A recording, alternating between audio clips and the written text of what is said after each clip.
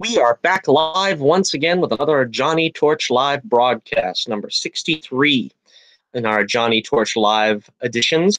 This is an actual live broadcast, so if you're listening live and in living color, thank you for joining us this lovely afternoon.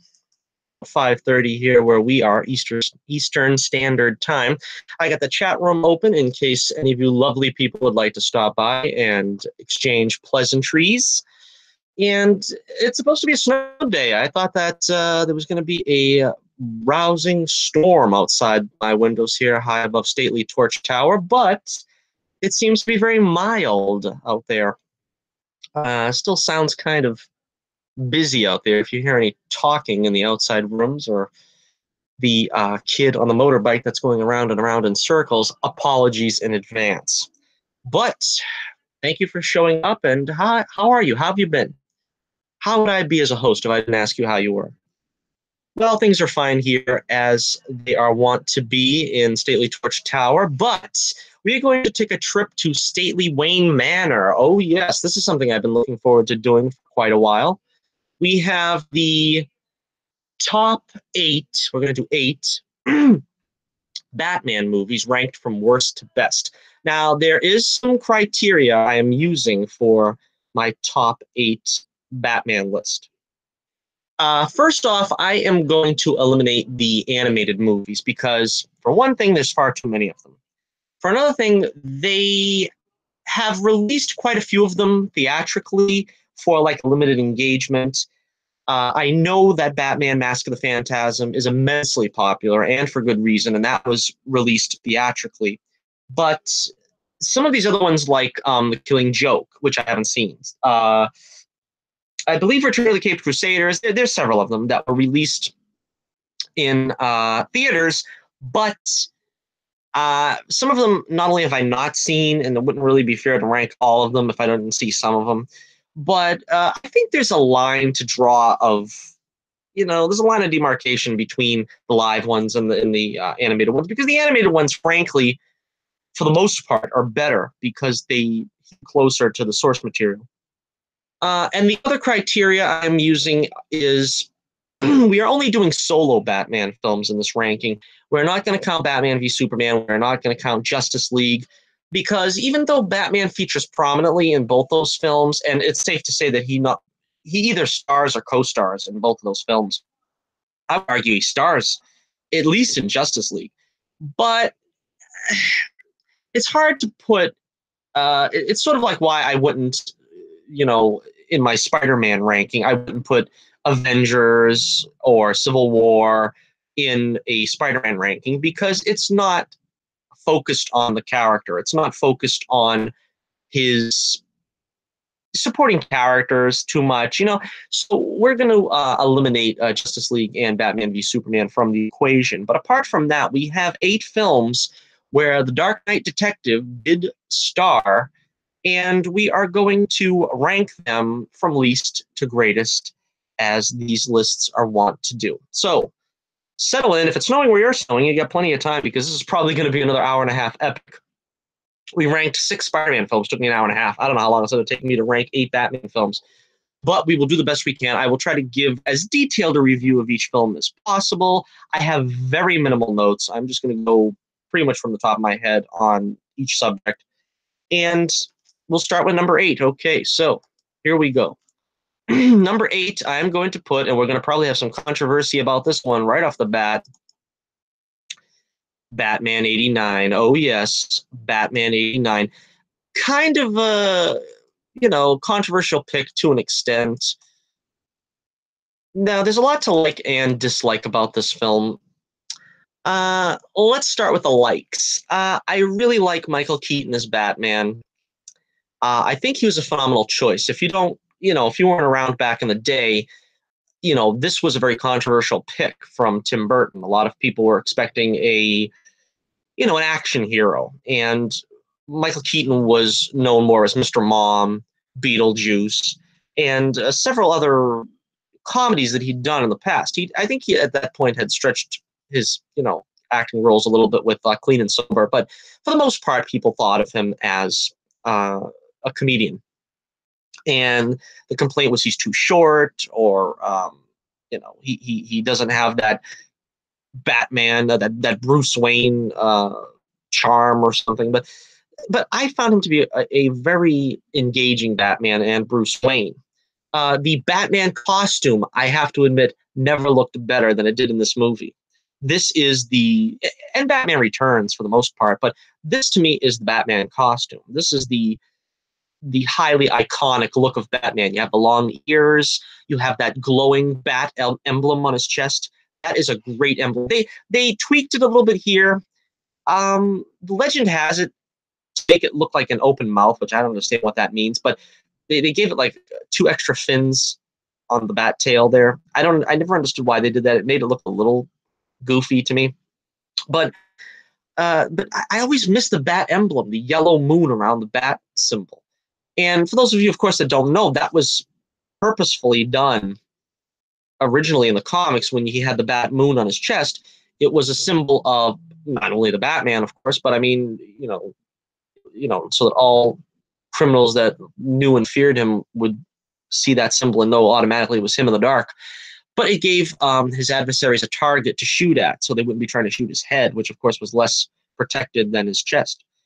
But anyway, I love the aesthetic of the film. This has got the most grandest designs. I mean, the Batwing, amazing.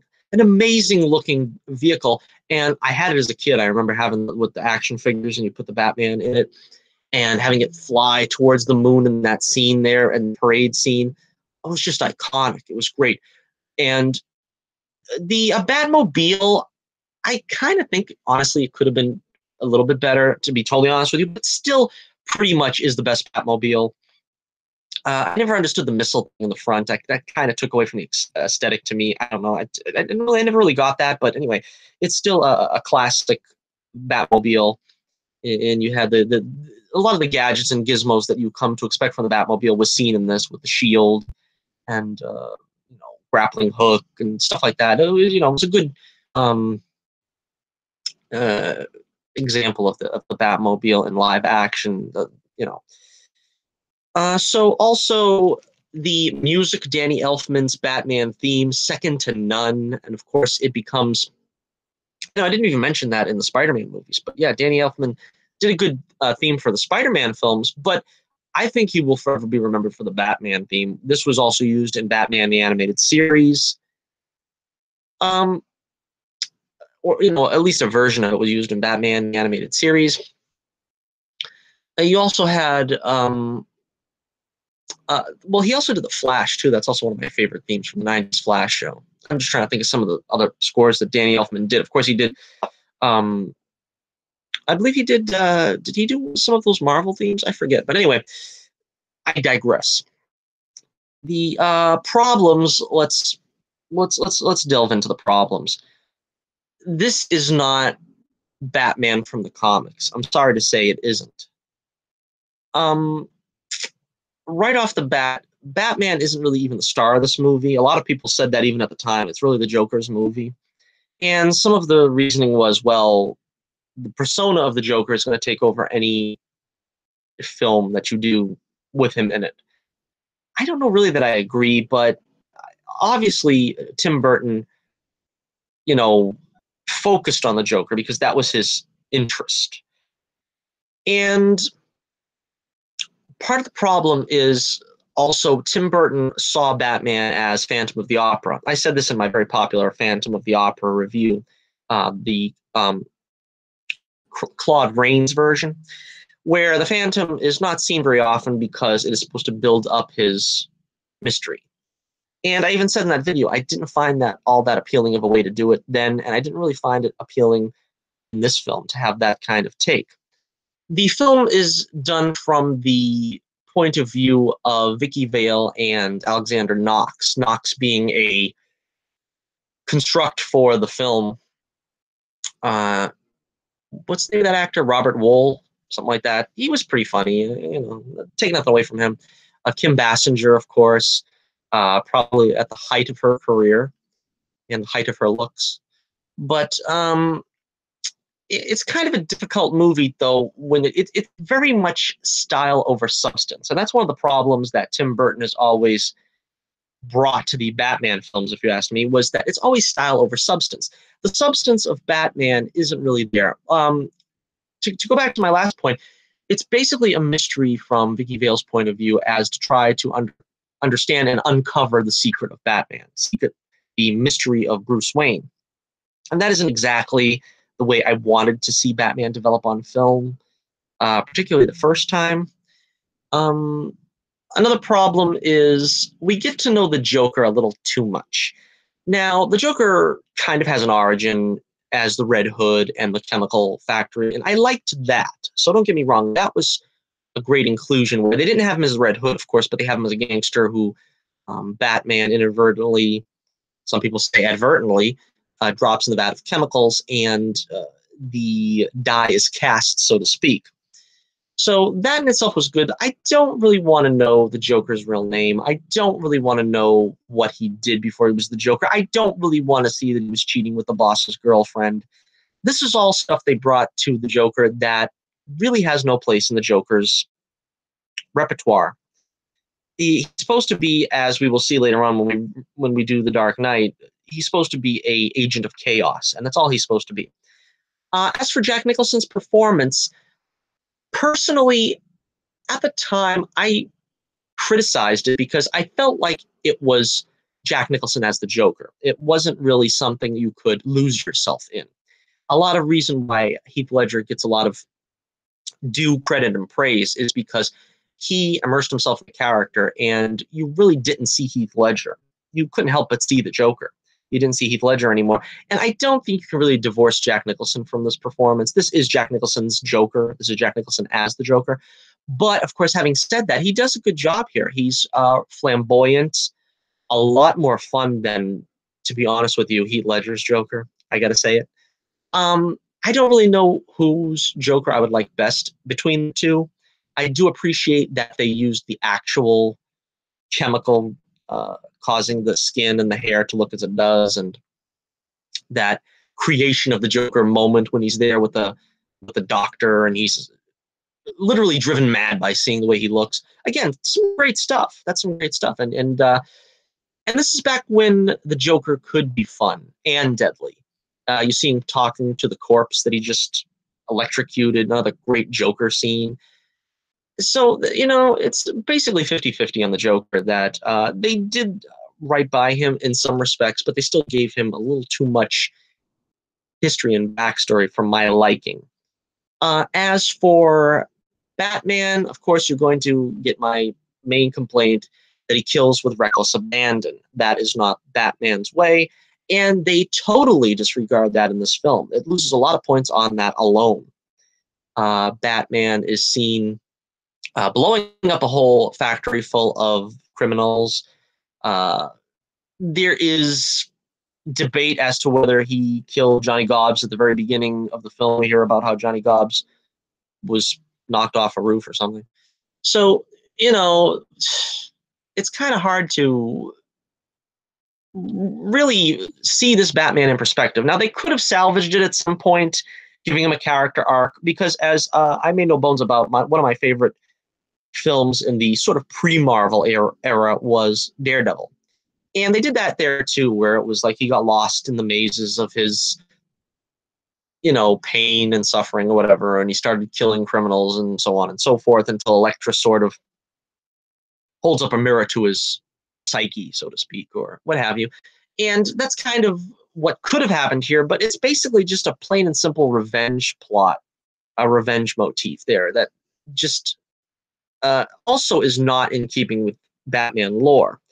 The Joker kills Batman's parents, something that I always found disfavor with. I didn't like that at all. Now you've basically given Batman license to kill at that point, because the whole thing, even going back to Batman Begins, the whole thing is that Bruce really could never get revenge / justice for his parents' murder. That's what gives birth to Batman. And when you show him his parent's killer in the Joker, you're giving him license to kill the Joker. You're saying this will end the whole saga. This will end his suffering. This will end his pain. He's got to kill the Joker, and then Batman can rest. That's not really the way it should be. And of course, we also get he kills the Joker. Now, a lot of people try to skirt around this and say, well, he tied the Joker's leg to that gargoyle. It's nobody's fault that the Joker tried to get away while he was tied to that statue. Come on. You know, what did Batman think was going to happen if he ties his ankle to a statue while he's trying to climb a ladder up a helicopter? You kind of knew what was going to happen, Batman. You know what I'm saying? So I don't know. I don't really like that. Um, Again, Michael Keaton's performance was very good. You get some of the goofy Bruce Wayne in this, because that's one of the things I like about the Christian Bale Batman. We'll get to that, of course, later. But I'm saying it's the foppish demeanor where you don't really see the real Bruce Wayne. There's a mask, and so that we kind of got a little of that in the beginning of this when he does the whole. Vicky asks him if he knows who Bruce Wayne is, and he says, "I'm not really sure," and it's kind of a cute ploy there on the part of Bruce Wayne. Michael Gough, of course, made for a good Alfred. Again, I don't really know if I would put him above Michael Caine. It's just a very serviceable film. Also, piggybacking on what we just said, I think that this was at the height of the period in like the close of the Bronze Age, at the end of the 80s, the beginning of the 90s, where we started psychoanalyzing our heroes and villains a little bit too much in the comics. And I think there's a bit of that here that might be a little too much, because we sort of have this, the question posed is Bruce Wayne as damaged or more damaged than the Joker? That's not really something that I needed to have asked. But that was something that was actually being, discussed at the time. What makes a man do this? What makes a man dress up as Batman and go out to fight crime? We're going to get into that more, I think, by the time of Batman Forever. But, at this point, I think it was a very telling line. And I actually like the line where Vicky says to him in the Batcave, "I don't know what to think about all this." And Bruce Wayne says, "Sometimes I don't know what to think about all this." And I thought that was a very telling line. I actually like that line. I like the way Keaton delivers it too, where you get a Batman that's kind of lost at this point. You got to remember, this is also back in the days where Alfred was more seen as the manservant. He's not really the guiding force that he would become in the modern version. So we still have the "Yes, Master Wayne" version of Alfred. We don't really have the fatherly figure quite as much. Also, of course, the last point I've got to touch on is Vicky Vale finding out his secret identity. A terrible idea that even the writer of the film thought was a bad idea, where Alfred just walks in and allows her to enter the Batcave. It was a bad mistake that they even basically had to address in Batman Returns. Vicky never lasted through the Batman series, which was an interesting thing. I think the first draft of Batman Returns had her in it, and Robin the Boy Wonder as well. Robin was also set to make an appearance in this film, but they cut him out because they couldn't find room for him in this film for some reason. Also, apparently, they wanted Batman on horseback at some point, if I remember correctly. Kind of a strange concept. I mean, I know he rode horses in the comics, so it's not like he can't ride them, but and of course, we got the inclusion of Prince's music during this film, which I don't really know why he was included in this film, other than maybe because the Joker wears purple, and Prince, of course, was the Purple Prince, so to speak. But his music, pretty much, it was a good match, I think, for the Joker's, sort of insane theatrics, and you had a lot of scenes that are very memorable. The destroying the artwork in the museum, the subsequent chase, the parade at the end. A lot of great memorable lines, of course, with the Joker. Particularly, I'm thinking of Bob the Goon and his his relationship with Bob the Goon, the stuff of legends. You are my number one, a guy. But that's about all we have to say about Batman '89. And yeah, I think, to be honest, nostalgia has really done this film favors. Because I look back at it now and I say, why can't we have that kind of atmosphere anymore? Why can't we have the heightened, cartoony comic book style? Because you could tell it was just a comic book brought to life. It didn't have any pretense of this is going on in the real world and you're going to see. They had, like I said, the flavor of sort of a psychoanalyzing the concept, but they still had like the goofy television reporters, the tongue-in-cheek mayor, and Harvey Dent. I didn't even know that was Harvey Dent when I was a kid because it was just, to me, it was Lando Calrissian. I didn't know, but yeah, we got Billy D. Williams and probably his other most notable role as District Attorney Dent. We had the Ed Koch type mayor. And another thing that I didn't like about the '90s franchise, this was in '89, of course, but they marginalized Commissioner Gordon. This is basically Commissioner Gordon's best film because he's sort of discovering Batman in this film. But after that, there is absolutely nothing done with Commissioner Gordon throughout the franchise. And that's sad when you can't do something with Commissioner Gordon in your Batman franchise. Okay, so that is number 8 on the list. We have Batman '89. Okay, we move on now to number 7 on the list. And this is probably not too surprising when you consider what I just had in the last place. But in 7th place, we have Batman Returns. So yes, Tim Burton returned and Batman returned. This time pitting the Caped Crusader up against the feline femme fatale Catwoman and the grotesque penguin Birdman of the Sewers. Now, where do I begin with this one? And more importantly, why is this one better than the Batman '89? I think the reason I would put this one above '89, and it's a close one, really, to be totally honest with you, it's a close one. I could, at a toss of a coin, change my mind on this one. But I do think Batman takes slightly center stage in this film a bit more. I think it's a little bit more Batman's movie, which is surprising to say, seeing as how it's a crowded film. This is the beginning of the 3-villain glut, so to speak, or the 2-villain glut. But a lot of people want to count Max Schreck as a villain in his own right in this film. And well, where should we begin? Let's start with Batman. Again, in this case, we get to see a little more of Batman, I think. What I mean by that is one of my problems with Batman in the first film was he's very monosyllable. He doesn't talk. Let's put it that way. Batman doesn't talk, and that's kind of the reason why they said they created Robin the Boy Wonder for Batman in the comics, was because they had to have someone for Batman to talk to. Otherwise, he's just going to be the stoic loner and not have anything to say. In this film, he actually does speak a few words of dialogue. Bruce Wayne also loosens up a little bit in this film. We get to see a little more of his, his being a civic leader, so to speak, as he takes on Max Schreck. That's sort of his villain as Max Schreck. His villain as Bruce Wayne is Max Schreck. His villain as Batman is the Penguin. His villain as the core Bruce Wayne, not the facade Bruce Wayne, is Catwoman. So there's an interesting pairing up of the 3 faces of Batman versus these 3 villains.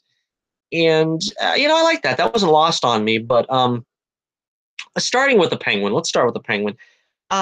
Perfect casting in Danny DeVito, but they completely bastardized this character. I mean, they just did a number on him.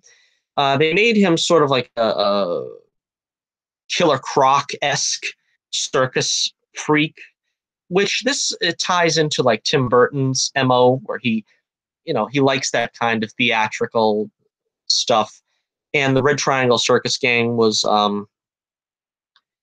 it made for some colorful villains. That's kind of another thing that was fun about this film, was the colorful villains.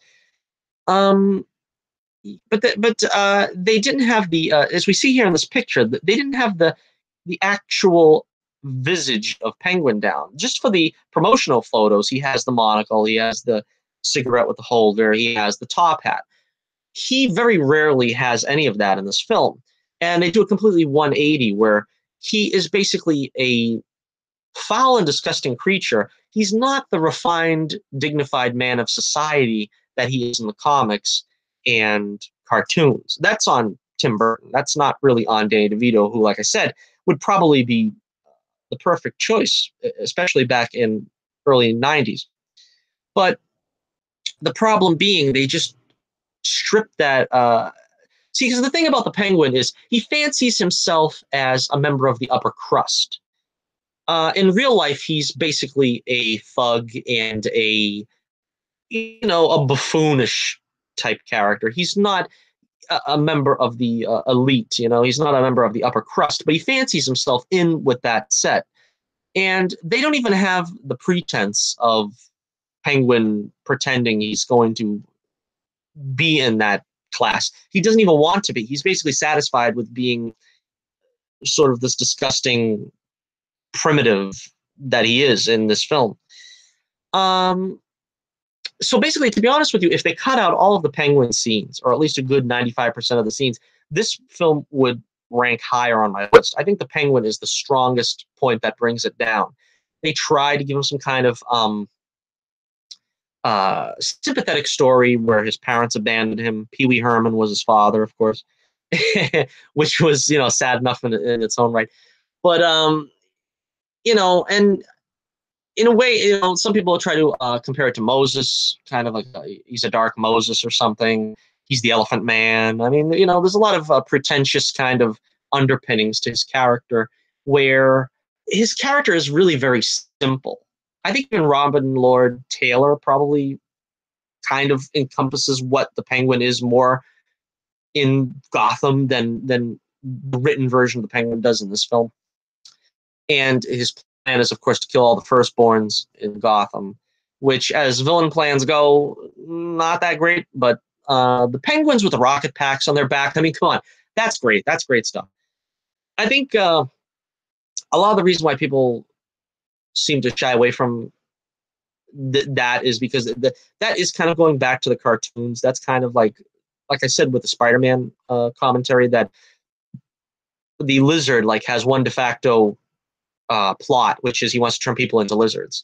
And the Penguin's almost the same thing, where he has penguins work for him or something. All right, so let's move on now to Catwoman. Let's get to Catwoman.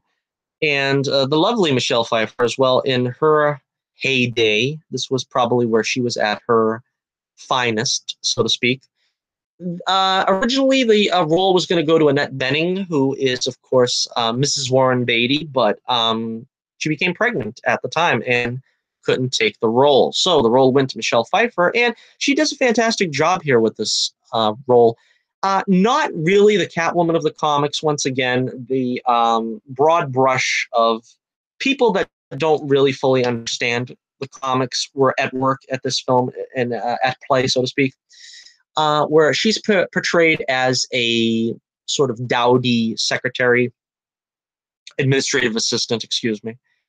And after Max Schreck sends her out the window and the cats apparently revive her with their magic powers, she suddenly becomes the femme fatale, feminist icon, Catwoman, wearing the skin-tight costume of a cat that she created out of, I guess, bits and pieces of her coat or something. Anyway, that's why they had that strange stitching on the costume that seems like it keeps coming undone, which again, poetically, she comes undone throughout this whole film. She's come undone, as the Guess Who might say.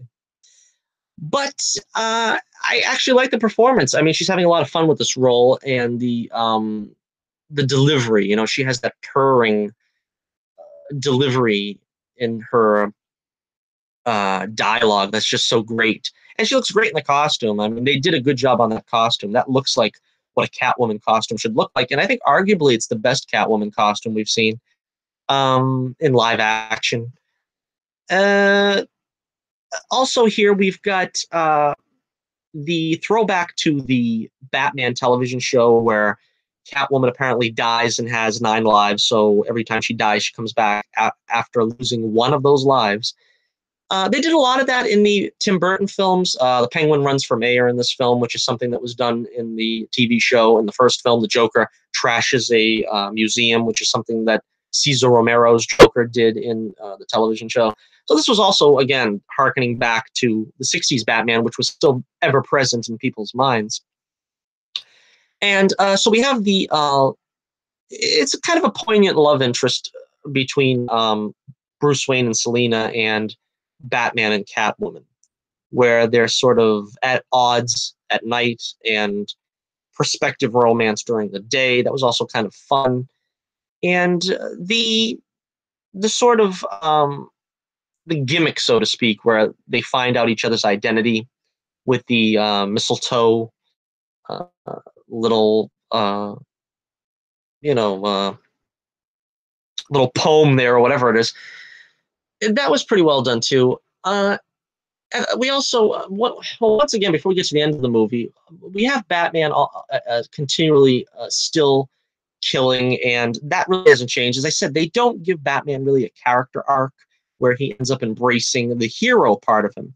Now, at this point in the films, in this 90s franchise, Batman seems like he's ready to give it up for Catwoman, to the point where he takes off his mask at the end in front of Max Schreck, which I found to be ludicrous because you know, how could he basically, as Bruce Wayne, the Prince of Gotham, as we hear in Batman Begins, not expect to go to prison or something, having his identity revealed in front of Max Schreck?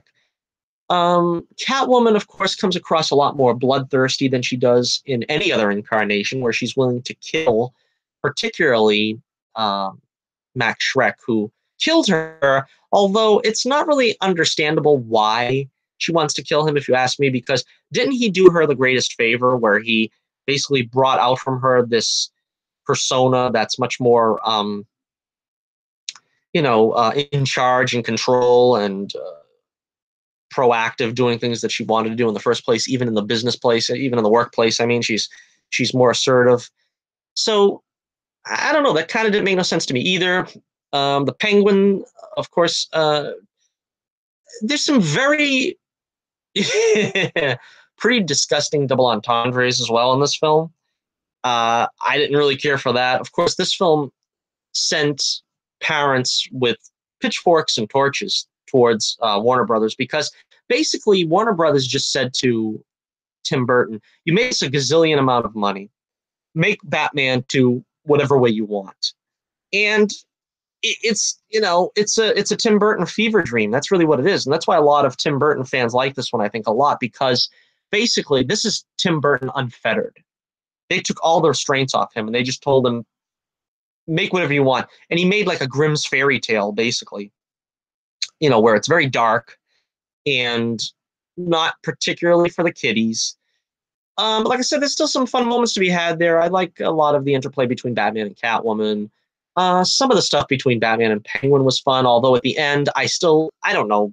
The ending, I don't really get it.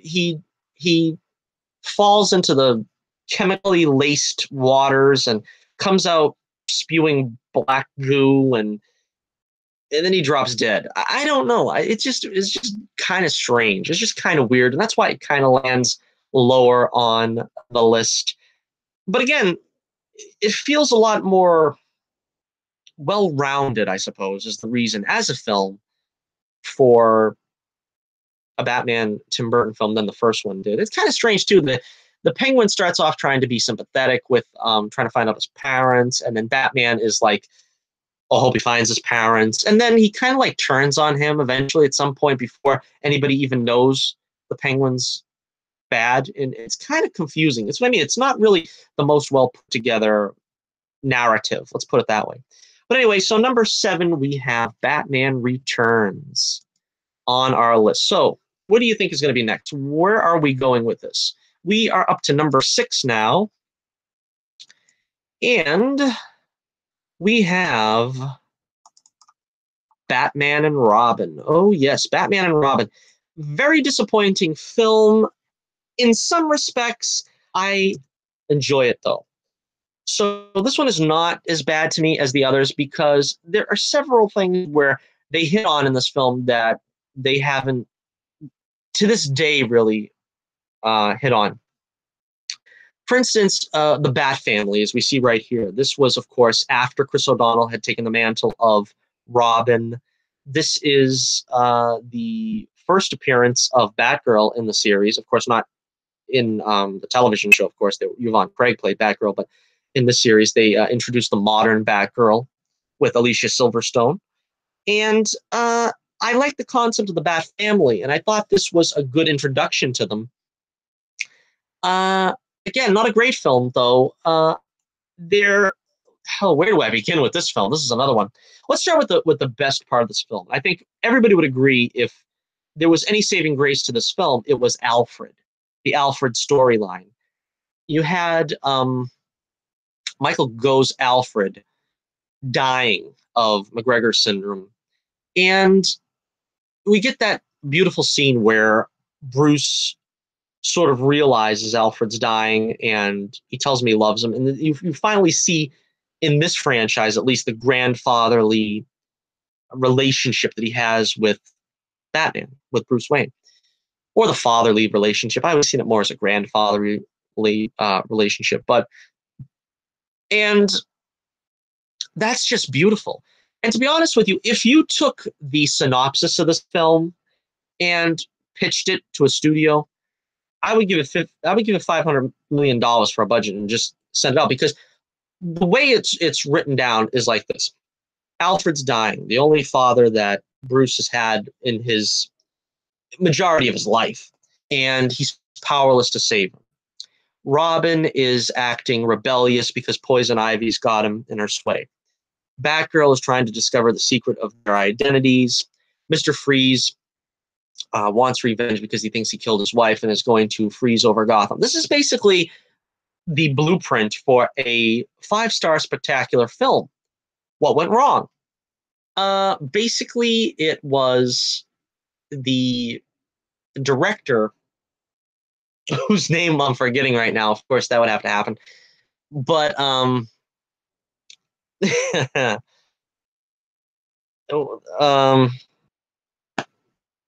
I can't remember his name right now. But anyway, the director basically turned this film into an excuse for overkill.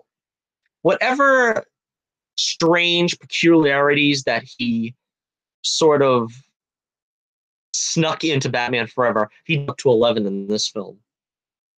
And it's pretty sad, actually, because like I said, this is I'm gonna turn I'm gonna turn away from the camera for a second. I'm going to grab the DVD off the shelf and find out this guy's name. Wait a second.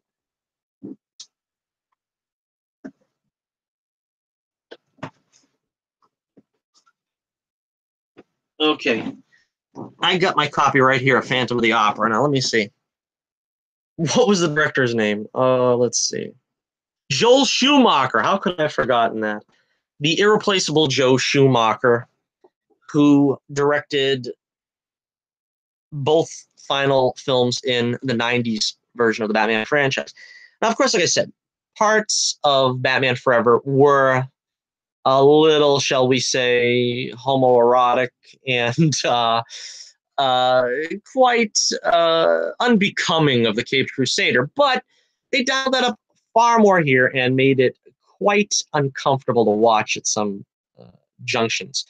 Like I said in the last film, there's also a lot of humor here with the double entendres that are just not appropriate for kids and very uncomfortable to watch, of course. But Batman doesn't kill in this film. That gives it one advantage. It's the one film where Batman doesn't kill. And it's very too little too late, let's say. George Clooney took over as Batman here, and one would think he kind of fits the look of Batman and the costume with the square jaw and this and that, but you can kind of tell he's phoning it in. He really does the worst job of all the Batman actors. And he, I think, himself admits that he didn't take it seriously when he was doing it, because who can blame him when you've seen what he had to work with here? But still disappointing in that respect.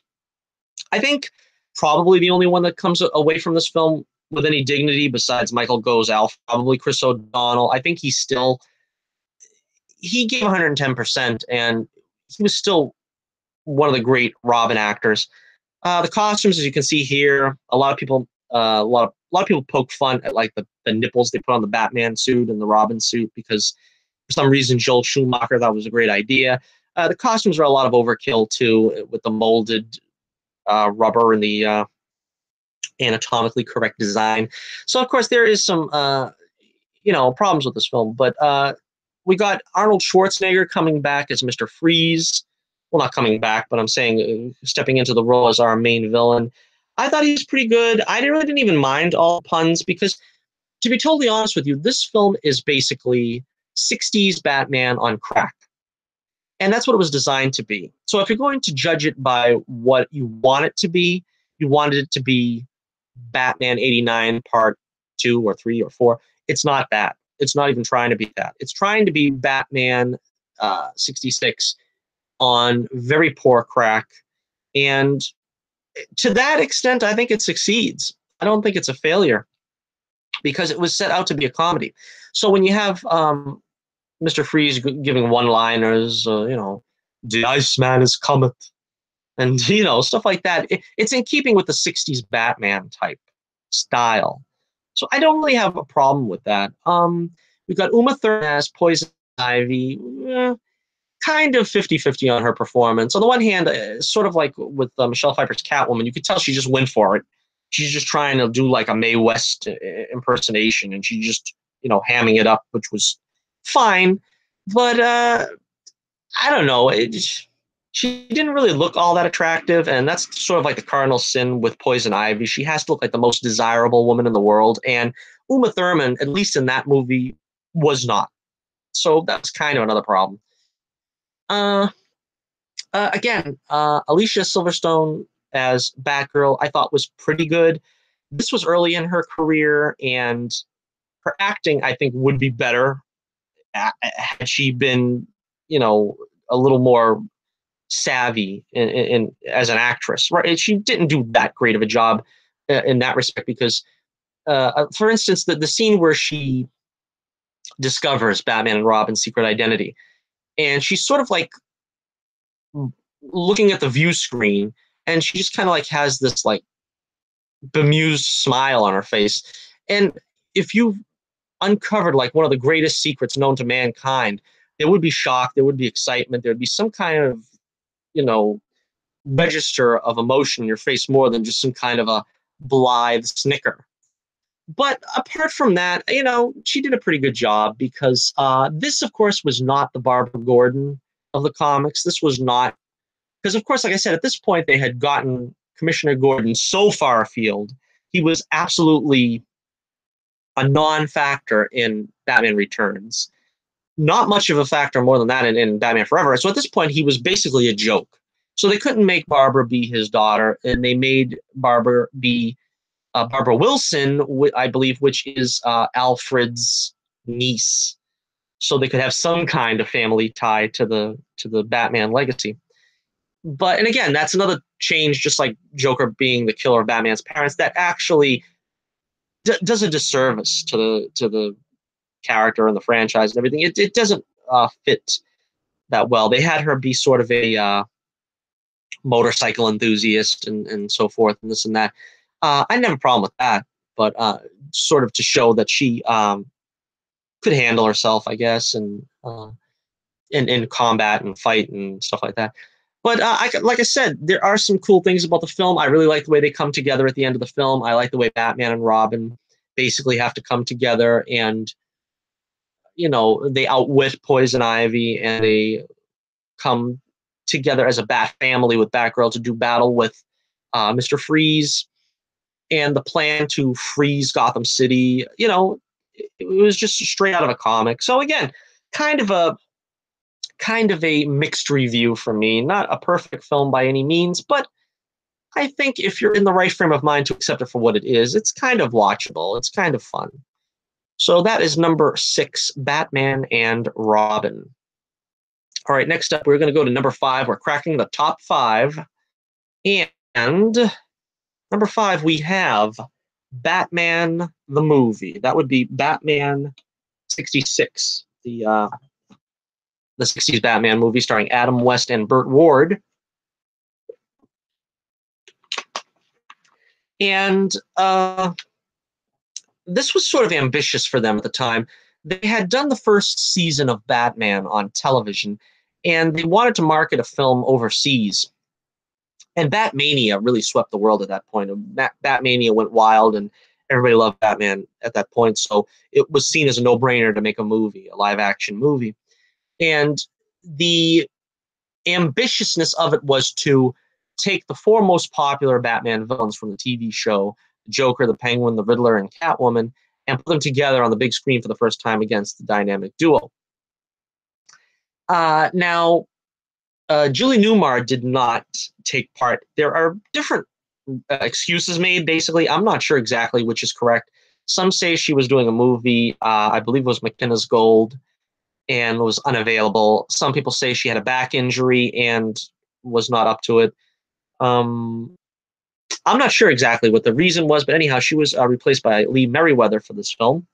Lee Merriweather was one of King Tut's, I don't know, victims or what have you in the first season of the Batman TV show. So she was not completely new to this world, so to speak. And she did a good job here in replacing Julie Newmar. I think she was better than the Eartha Kitt Catwoman, but she lacked the sort of goofy charm that Julie Newmar brought to the role. You know, because she had a very comedic style where she wasn't afraid to sort of go for the gutsy joke. You know what I mean? And she also did a lot of goofy things in the show, like, you know, be in costume, like undercover, like as an old lady, and or as sort of a nerdy looking dance instructor. You know what I mean? That was sort of a goofy quality that I think made her Catwoman so endearing. It wasn't just that she was beautiful and looked great in a Catwoman suit. It was that she had that sort of comedic spark about her that you didn't know where she was coming from. It made her unpredictable. And I think that kind of was why you felt Batman was attracted to her also, because she had that unpredictability that Catwoman's supposed to have. It didn't really get that with Lee Merriweather's Catwoman. But again, like I said, she was a serviceable replacement. She did a good job and she looked good. She played Miss Kitka, the secret identity, so to speak, of Catwoman. This because in the Batman TV show, they never identified Catwoman as Selina Kyle. So I was always confused as to whether this was her identity and she was playing it up that she was a Russian reporter or something. Apparently, it's not her secret identity. That's just a cover. But I'm saying as a kid, I didn't understand that. We got the legendary Frank Gorshin to play the Riddler. Oh, he is the single greatest Batman villain incarnation of all time, bar none, I think. He just brings a manic intensity to the role, and you know, it's just Frank Gorshin's delivery. He could just take a line that would mean nothing in the hands of any other actor and just make it exciting and vibrant. And, you know, again, can't say enough about Frank Gorshin. You got Burgess Meredith's Penguin. Again, he was just born for the role of the Penguin. I mean, you just slap that nose on him and basically he's the Penguin. I mean, you know, they gave him the accoutrements that they didn't give to Danny DeVito in the top hat and the monocle and the cigarette holder. And, you know, he's the one that really brought life to the Penguin with the whack, whack, whack and the waddling and everything. That's stuff that you didn't get off the page of the comic. That stuff Burgess Meredith brought to the Penguin. And we wouldn't have that had we not had Burgess Meredith in the role. And so, again, a lot of these actors really imprinted themselves on these characters in ways that affect the character in our mind to this day. Okay, we've got Cesar Romero's Joker. Again, Cesar Romero, great actor. You got the famous makeup covering his mustache because he refused to shave his mustache. And Batman, the TV show being what it was like, hey, fine, just cover it over with makeup. Uh, to some degrees, it worked. In some episodes, it looked like it was almost, non-existent. But in some places, you could tell it was just completely covered up, looking, fairly absurd. But yeah, Cesar Romero brought a lot of energy to the Joker as well, and his sort of leering grin is what I always think of with Romero's Joker. He had that sort of that leering grin with that that sort of bugged eyes and sort of sticking out his bottom lip, and that's sort of like that visage of the Joker as sort of a ghoulish character. It really it's really reinforced, I think, in his performance. And especially when he got angry, Cape Crusader. He just, he had a unique way about him that was a Joker that people sort of, I think, have forgotten during these times of, we've got Nicholson, Ledger, and Mark Hamill, but he really brought a lot of enthusiasm and oomph to the Joker back in that day. All right, so we're going over the characters here. We could probably do that for like an hour. I mean, of course, we also have Adam West, the quintessential Batman, the upright, altruistic, moral compass for a generation. Burt Ward, of course, also as the boy wonder with his dynamic, exuberant enthusiasm. And of course, this pair is just the quintessential Batman and Robin for a generation, and you can't take anything away from that. The story, I think, isn't quite up to what it could be. I think the reason why this one goes down a bit in the countdown here is because it really wasn't as good as several given episodes of the TV show. Really, the TV series spawned a lot more better stories than this one. Part of the reason maybe is because they were trying to be ambitious with certain things, even if it wasn't really landing. Like, for instance, we had a lot more scenes on location. We had the Batcopter in play. You got the famous, Batman with the exploding shark on his leg, the Bat shark repellent. We have Batman and the Batboat, trying to take down the Penguin submarine. We have the Bat bike and a sidecar, which of course they used on the television show a couple of times. So, I mean, they tried to give you a variety of locations and vehicles and stuff. That's kind of what you expect in a movie when you have a bigger budget and stuff.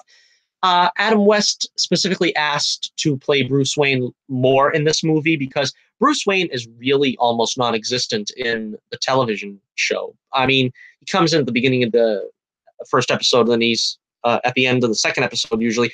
You don't see a whole lot of him without the mask, and he asked specifically if this was going to be a big budget movie to be, maskless as Bruce Wayne for a good portion of the film, which of course isn't really a bad thing either, because I appreciate the character of Bruce Wayne. I mean, he's important to the Batman legacy, and it's important too that they focused on that for a while. And the story, of course, has him falling in love with Miss Kitka, who he does not know is Catwoman, and the emotional roller coaster that he ends up being on because of that. The four super crooks wanting to take over the world by capturing the UN Council. Again, kind of, ambitious storytelling, but not quite. That's not quite giving you the oomph of a superhero or supervillain takeover plot.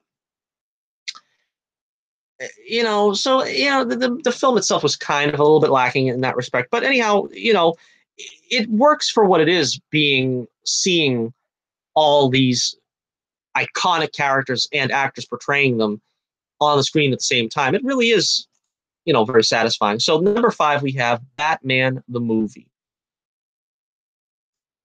All right, so we're going to go down now to number 4 on our countdown. Number 4. And number 4, we're going to have The Dark Knight Rises. Oh, yes, this is probably a controversial pick. Controversial pick for number 4. Dark Knight Rises is one of those kind of problematic films. I've always called this legacy squandered. The Dark Knight legacy squandered. Because I think everybody had such high hopes for the Nolan franchise when it first rolled out. I think when Batman Begins came out, there was the promise of, after the debacle of Joel Schumacher and Tim Burton before him, we finally got a director that understood Batman. We finally got someone that was going to do right by Batman. And we finally were going to get a Batman series of films that would never end, and it would be the greatest thing since shark repellent, bass shark repellent. But what happened was Batman Begins set the stage for great times ahead. We had the ending of Batman Begins with the Joker card, and I'll look into it. Then we had the Dark Knight came around, and we got deep into the heart of the Batman Joker dynamic. And then at the end of that film, we have the Joker saying, I think we're destined to do this forever. And I think the reaction to that by most of the fans of the audience was, yeah, forever. We're going to do this forever, man. Yeah. But then come to find out a couple of years later, we have Chris Nolan, and he says basically he wants to put an end to the Dark Knight saga, the Dark Knight franchise. In other words, he didn't want other directors to pick up where he left off and take over and sort of milk the series dry and run it through its course. He basically just wanted to cap off what he started. And that's what the problem eventually came to with this film. It came to a head where Chris Nolan wanted to put an end to Batman. You can't put an end to Batman. And that's what makes this so problematic. Because in this film, Batman wants to stop. He kind of desperately wants to stop. He wants to end being Batman. And that's not something that the comic book Batman could ever do. It reminds me of Spider-Man 2, where Peter Parker sees the building being on fire, and he doesn't have his powers anymore because he lost them, and he has to rush in to save the little girl because somebody got to do it. And, he's not going to let people die when he knows he could do it. That's kind of the same thing with Batman. I mean, the reason why Batman exists is because his parents were killed in an alley. And as long as he lives, he is never going to allow another child to lose their parents to violence. No matter what it takes, he is going to be there to protect that child because no one was there to protect him. And that is the story of Batman. And you lost that with this film. In this film, you have a Batman that wants to retire. He wants to settle down with Catwoman and, I don't know, raise chickens in the backyard or something. I don't know. Raise kids. I don't know. But whatever he wants to do, it is not, it's antithesis to what Batman wants in the comics. And even if he doesn't want it, it's something that he has to do. I mean, even if you wanted to say, take a creative look at it and say, well, he doesn't want to be Batman. He's Batman by necessity. Well, you still have him being Batman by necessity. And the story opens up with him having retired as Batman because supposedly his retiring has done more good than harm, which is also another thing that I don't understand about this film. And I don't think rings true because the Dent Act, for some reason, thinking that Batman is a villain has caused the police to be able to enforce reforms that are going to keep criminals in jail longer or put more criminals behind bars. I don't really understand it. It's kind of a cockeyed approach, so to speak. And basically, that's even Batman 89 kind of got that right when they had the film opens up. How does the film open up? Batman saves a kid and his parents basically from getting killed. I mean, he doesn't really save them basically either, but I mean, he's there for when it happens because that's what he's there for. And in this, he's looking for a successor. He's looking for someone to take that responsibility out of his hands. And I don't think that that's something that Batman would do so long as he's physically capable of being Batman. Because, for instance, you have the story of Batman Beyond, which I'm not a huge fan of that story, but the idea was that Batman in his 60s had a mild heart attack or something, wasn't able to still perform physically to the to the needs of the job, So, and he even pulls a gun, which is they understood was something Batman would never do. And he pulls a gun to save his life because he's so afraid because he can't take care of himself anymore. And so later on, he finds this kid and passes the mantle on to Batman Beyond because he knows that he still wants to be in the driver's seat, but he can't physically do it anymore. And so if that's the case, then yeah, I understand. But you have a Batman here who is arguably, I don't know, 40 years old, maybe. I'm not sure. And he should physically still be able to do the job, but he wants to pass it off to the next generation. So we have Robin, we have John Blake, who is the Robin of the film for all intents and purposes. It's kind of a strange thing. Some people say he's really Robin, quote unquote, but in other cases, some people say he's not really Robin. He's sort of a metaphorical Robin. It doesn't matter to me what way you want to look at it. He's basically the heir apparent to Batman. And Joseph Gordon-Levitt does a pretty good job in the film. I don't take anything away from him. He plays a policeman, John Blake, who sort of Bruce Wayne takes under his wing very briefly, really, because Batman isn't really even in this film. That's another part of the problem with this film is there is a decided lack of Batman because they're doing the Nightfall storyline, so it's necessary. So I don't really like put blame too much on them with that, but if you don't know the Nightfall storyline, of course, Bane breaks the Batman's back, and Batman is out of action for whatever it is, 6 to 8 months while his back is on the mend. And in this incarnation of the story, Bane puts him in a Middle Eastern hellhole prison to rot away while he takes over Gotham City. A lot of people also not crazy about the fact that, his back is fixed basically by somebody punching him in the back, and he doesn't really have any kind of serious therapy or anything to restore his back. It's basically just punch him in the back, and after a couple of months, he'll be okay. Whatever. It's a comic book movie. I don't know. That's fine by me. Another thing people don't like is the fact that how did he get from the Middle Eastern hellhole to Gotham City? I always thought that was easily explained because we're not supposed to know that the Bat, which is basically the Bat plane, the Bat wing, whatever, we're not supposed to know that it has an autopilot because that's the gimmick through the whole thing. No autopilot, no autopilot. If he does this, he's got to do it himself because there's no autopilot. But we find out at the end there is an autopilot. So I always imagined that he found a way to signal the Bat and have it pick him up. It didn't seem like a big thing to me. And of course, being a state-of-the-art, stealthy thing that it is, a device that it is, he could sneak into Gotham City under Bane's watch. Let's get into Bane for a second here. The great Tom Hardy plays Bane, and this is a great performance. I mean, I really love him as Bane in this. If anything saves this film for me, not only because there's great performances from the rest of the cast, but I think Tom Hardy really elevated the game as Bane. And a lot of people make fun of it, but the great Bane voice, you've got you merely adopted the shadows. I was born in them. I don't even know if that sounds good coming over the microphone, but basically anything he said just sounded great with that strange accent. I don't know what kind of accent that was, but whatever that was, some kind of European accent or whatever it was, it just was great. And you have the mask on his face at all times, which is something I highly respect him for, because the problem with a lot of these superhero movies is that the hero and or villain is always going to take the mask off so you can see their glorious kisser.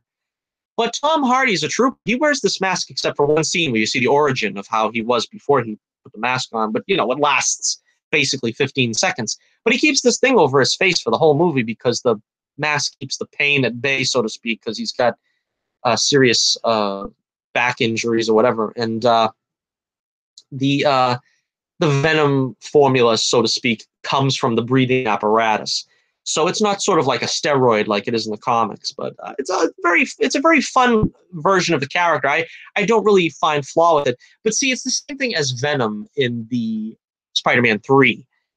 I was never like a diehard Venom fan to begin with. So when you try to improve upon that character and say, well, we want to make him a Peter Parker doppelganger, a dark Peter Parker, I'm like, yeah, I'm down with that. But then other people are like, well, Venom's supposed to be a bodybuilder. He's not supposed to look like Topher Grace and this and that. I'm like, well, yeah, technically that's true, but you're doing something good with him for the role. I mean, the physical appearance really doesn't change my opinion of him that much.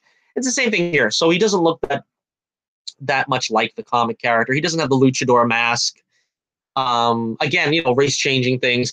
Is he supposed to be of Latino origin? Probably not. Although with that accent, I don't know where he's supposed to be from.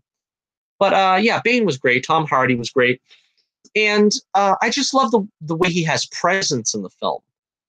He just takes over every stage he's on. I mean, he comes on, he starts talking, everybody pays attention because he is like, the ultimate bad boy. I mean, he just demands respect, demands attention, and it just he just portrays that really great. And will you accept this man's resignation? I could just do a half hour doing the Bane voice. Let's get to Catwoman. We have our next version of Catwoman on film. There's never a lack of Catwoman. This with Anne Hathaway taking the role. And I think she did a pretty good job. I mean, this also wasn't the comic book Catwoman. This was closer to the comic book Catwoman than the Michelle Pfeiffer version, I think, because in this version, she's at least a cat burglar.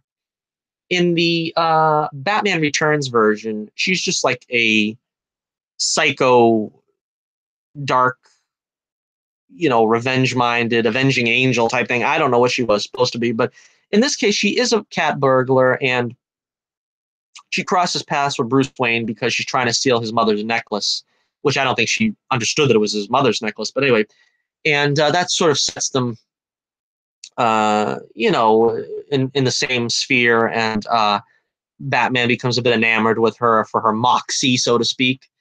But this is kind of, I don't know, it really didn't strike the right chord with me, this Catwoman, because she seemed a little too complacent with Bane and betraying Batman. And I kind of couldn't see why Batman really wanted to have anything to do with her after that. I mean, Catwoman is someone that's supposed to be a fun and playful character, and I don't really find that with her in this film. She seems more like she's supposed to be portraying sort of the scrappy individual that's sort of coming out of hard times, out of a rough background, and sort of doing her best to stay on her feet. A cat always lands on their feet. So I understand that, but again, I don't really feel like they captured that kind of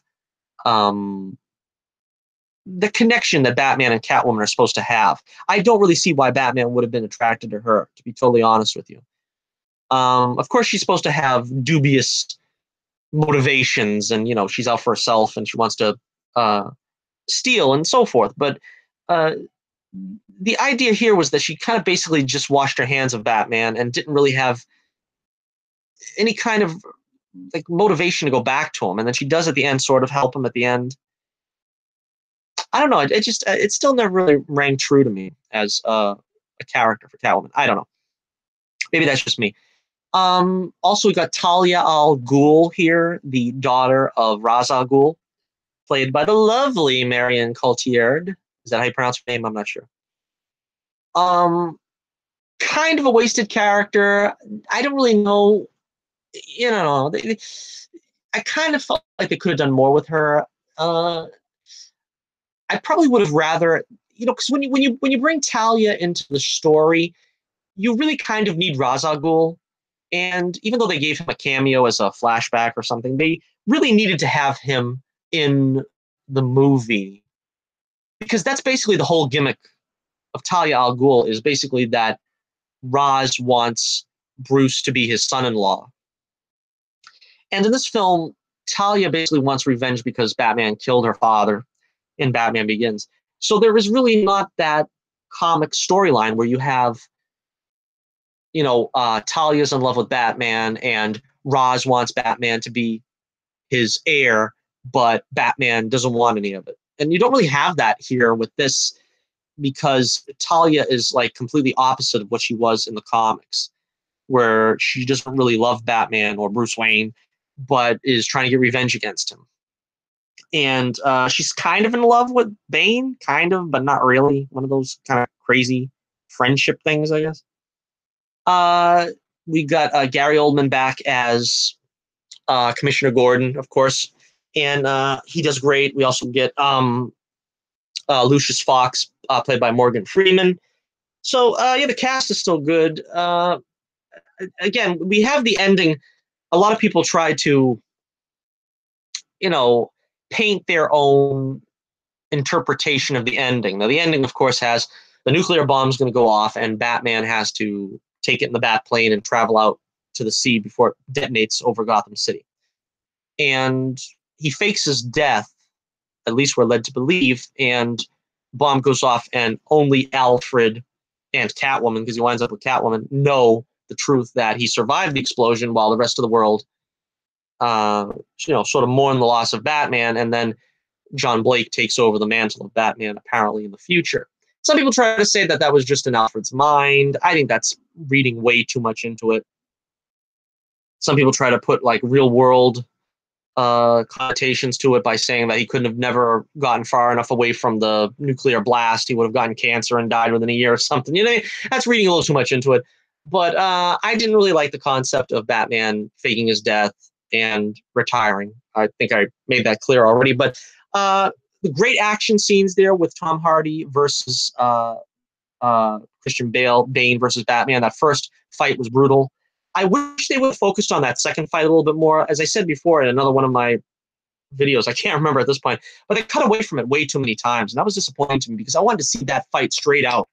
I mean, that is like Rocky versus Clubber Lang 2. You know what I mean? You really want to just sit there and see the whole thing, you know, out in a row without having the cutbacks back and forth.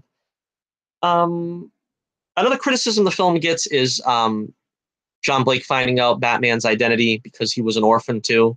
That one didn't bother me as much. Didn't really bother me because I think he sold it. I think Joseph Gordon-Levitt sold it, and I kind of bought it, but I don't know. Maybe that's just me. And I didn't like the way Alfred gave up on Bruce in this film too. That's another thing that bothered me. They kind of had to get him out of the movie. That's basically the only reason. But they used that excuse of he didn't tell Bruce about Rachel's letter until after Bruce wanted to come back and be Batman. I don't really ever see a time when Bruce would give up on Alfred or you know, be at that level of odds with him. I just don't see it. And I don't really ever see Alfred abandoning Bruce Wayne either. So that was another strike the film had against it. So again, great some great performances and trappings, but kind of lacking in many respects. All right, so we got to move on here now. Gee, we've been going at it for about an hour, and we still got the top three Batman movies of all time. And here we have number three. Coming up at number three, I am going to put Batman Forever. Oh yes. Kissed by a Rose, as everyone remembers, the theme song from Seal.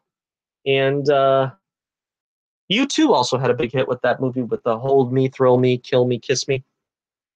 Or in some variation of that. But all right, this was to me the only legitimately good Batman movie of the 90s. From 89 to, when did Batman and Robin come out? 97? For about 10 years, we had Batman movies. None of them particularly very good. This was the best. I'm pretty sure this is the best. They finally introduced Robin. In the second movie they wanted, in Batman Returns, there was rumors they were going to have, who was it again? Damon Wayans? Or was it Marlon Wayans? I think it was Marlon Wayans. Anyhow, I think Marlon Wayans was going to be cast as Robin, and he was going to be sort of an urban mechanic who sort of stepped in to help Batman in the Batmobile, and then they were going to give him a Robin costume or something.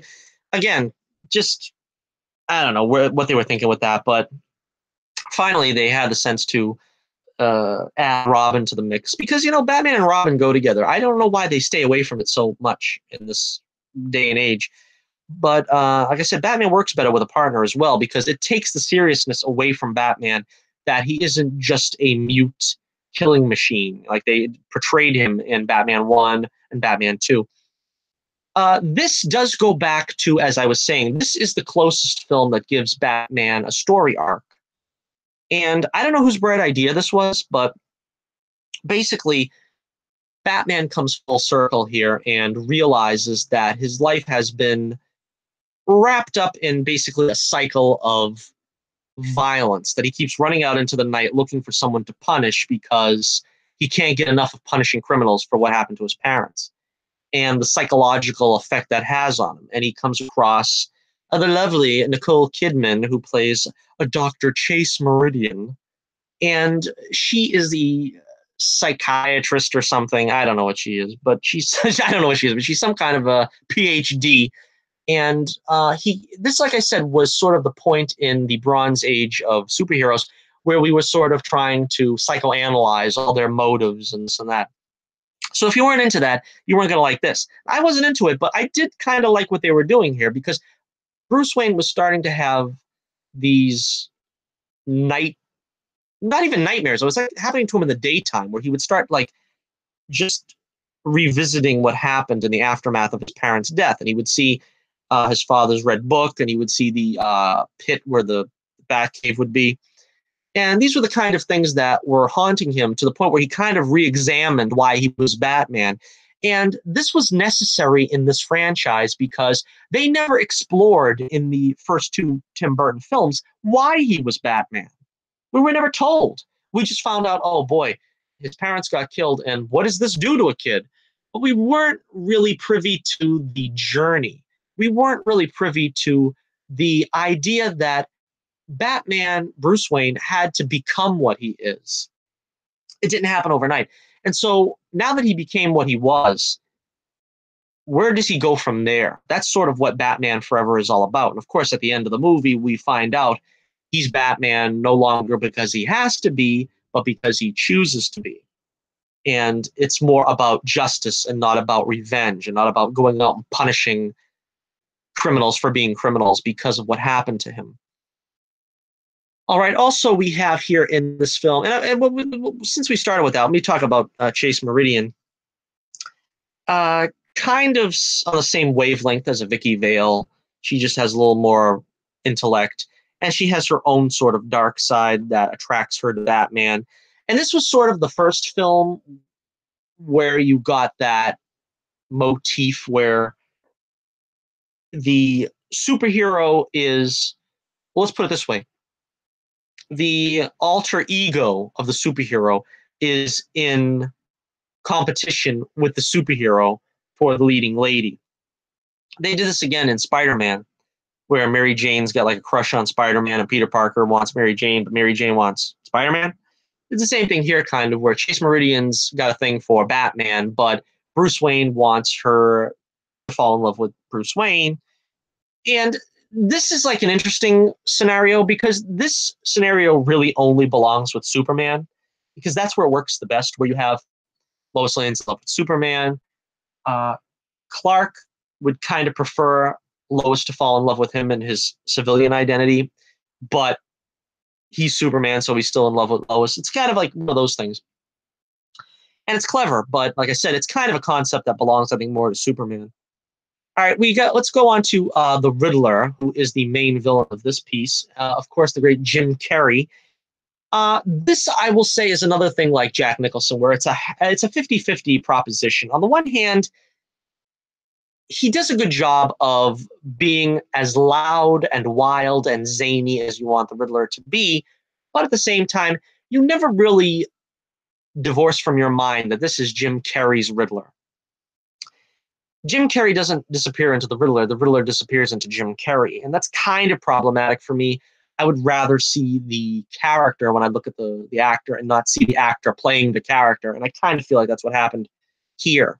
But he does a good job, and I think part of the problem, though, is Joel Schumacher's excess, as we talked about before in Batman and Robin, where he dialed things up way too far and didn't rein in Jim Carrey a couple of times. So that by the end of the film, when Jim Carrey says, "Is that over the top? I can never tell." You say, yeah, that kind of was, Jim. You know, maybe you could dial it back a little bit, just a little bit. Something to be said for a little bit of subtlety. Same thing with the sort of bloated big finish with the island, with the CGI effects going haywire and everything, and the Riddler dressed sort of like the end of the film sort of looked like, Sunday evening at the Elton John estate. You know what I mean? It didn't kind of quite fit, what had come before, but again, it's just that 90s excess where they kind of just overdid it a little too much. But again, going back to Robin the Boy Wonder, Chris O'Donnell makes his debut here as Dick Grayson, college student, aka Robin the Boy Wonder. And I think he was phenomenal. I thought he was so great in this role. A little bit of sass on him. I think they kind of tried to appeal a little bit to the Jason Todd aspect there. But basically, a sound Dick Grayson performance, a Robin performance. And he was great. I loved every scene he was in, to be totally honest with you. He was just great and nailed it as Robin. They gave us the accurate origin, which is probably the only time we'll ever see it in film, I'm guessing. I don't even know if they'll do that in the proposed Nightwing movie that they're going to do, where we have the circus tragedy, which causes the parents of Robin to die, as well as, of course, his brother in this film. And yeah, just a very accurate version of his origin. Some people say, well, Robin should have been younger, but then again, a lot of people complain when you have the 12-year-old Robin. You have, is Batman going to send this child out to fight crime at 12 years old? Isn't that child abuse? And then you got people like this where they're like, well, Robin's 18 years old. He's not even a boy wonder anymore. He's a grown man, and why is he tagging along with this kid? So you're always going to have the complaints no matter what. But I kind of favored the age that they made Robin in this film. I think that's pretty much the sort of the go-to age for Robin. Then we have the Two-Face, Harvey Two-Face, as he's dubbed in this film, played by Tommy Lee Jones. And this, of course, was not the comic book Two-Face. This was a very shallow Two-Face. This was sort of, if you... I don't really know how I would describe this. You basically took an imprint of the Two-Face character, knowing nothing about him, stripping away all the pathos of the character, and just making him a Joker clone. And this is the Two-Face we got. Didn't bother me too much because they did do some fun things with him, some things that are never usually done with Two-Face. They had the pair of matching girlfriends, Sugar and Spice. Drew Barrymore played Sugar, and Debbie Mazar, I think, played Spice, where one is like black leather and goth, and the other one is sort of angelic looking and so forth. That was a cute idea. I don't really know if I would really want that in a Two-Face adaptation, but it was an interesting thing. My favorite adaptation of Two-Face, of course, is Batman the Animated Series, where it was all about Grace. And Grace was his sole support, his lifeline, and the pathos that came from having these conflicted identities. In this one also, we have like Two-Face flipping a coin until he got the reaction he wanted from the coin, the result he wanted. That was anathema to Two-Face ideology. So that was disappointing. Tommy Lee Jones, though, was game. He was in it. He was in it for because he's not the most energetic actor, really. So I mean, to see him give this kind of performance, it was actually very enjoyable. He gave a fun performance. Let's see. Basically, yeah, that's about it. I mean, Val Kilmer. That's what we got to do. We got to focus on Val Kilmer. I knew there was something I didn't talk about, but Val Kilmer takes on the role of Batman here, and I think he does a great job as Batman. I was less impressed with him as Bruce Wayne. If anything, I think he wasn't as impressive as Bruce Wayne. He tried, though. He tried, but because he gave the performance with the glasses, and he tried to separate the identities a little bit, so it didn't just seem like he was Batman in costume and Batman out of costume. So I give him an A for effort, but he still sort of had that kind of blasé quality about him, where it was like, I'd rather see you in costume.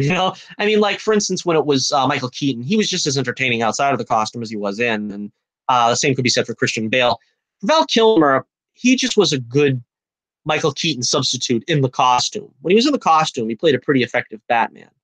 Again, not to downplay him as if he was bad or something, but just sort of blasé. Like I said, I don't think he really imprinted himself on the role so that he couldn't be replaced. Which in fact he wasn't replaced right after this film, which I don't understand exactly why he was replaced. I think it had something to do with he was asking for too much money, he was being difficult, so to speak, or allegedly. Um, the producers and Schumacher didn't really want to deal with him anymore. Again, Schumacher sort of taints this film with sort of his homoerotic tendencies and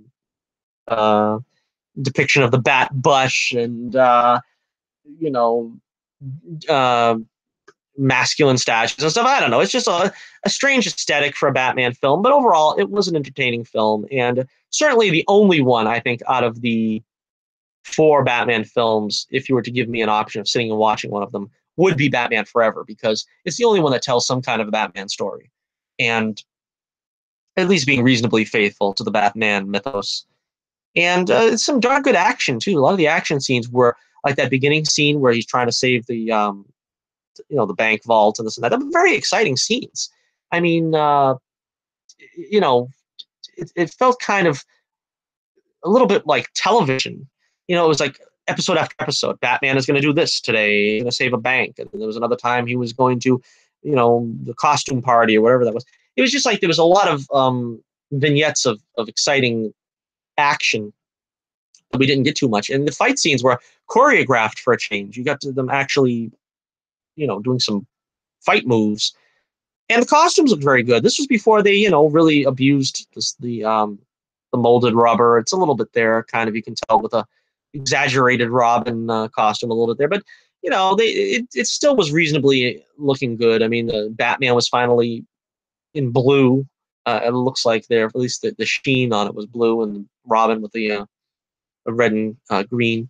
So yeah, again, probably one of the strongest Batman films. I would give third place to Batman and Robin. Okay, so next up, let's see if we can get this off the screen. Wait a second. I must have done something to it to make it say that. Okay. Number 2, and we've got 2 Nolan movies left, and a lot of people would put this one at number 1, but no siree, not the kid. I am putting in the number 2 spot The Dark Knight. The Dark Knight. Yes, The Dark Knight. So, why The Dark Knight in the second place? Well, simply for one reason, because that leaves Batman Begins for our best Batman movie. Of course, that's not a surprise, but this was basically a crime drama with Batman trappings, while Batman Begins is a Batman movie with crime drama trappings. There's a big difference. And I kind of felt that they were pushing a little too far into the realism. Now, they did that in Batman Begins, but the understandable thing was this is the beginning. This is Batman Begins. So this is before the rise of the freaks. This was, a guy in a burlap sack for a mask. You could understand and explain it away as, this was the beginning. Now we get into the rise of the freaks, and we have the Joker with smeared makeup and greasy hair with little greasy kid stuff in it. It's kind of not reaching the level that I wanted of that comic book feeling. This is more of a crime drama that, has the trappings of a comic book. Which, it's all right if you like it like that, but I'm still kind of pushing for a more comic booky flavored Batman film.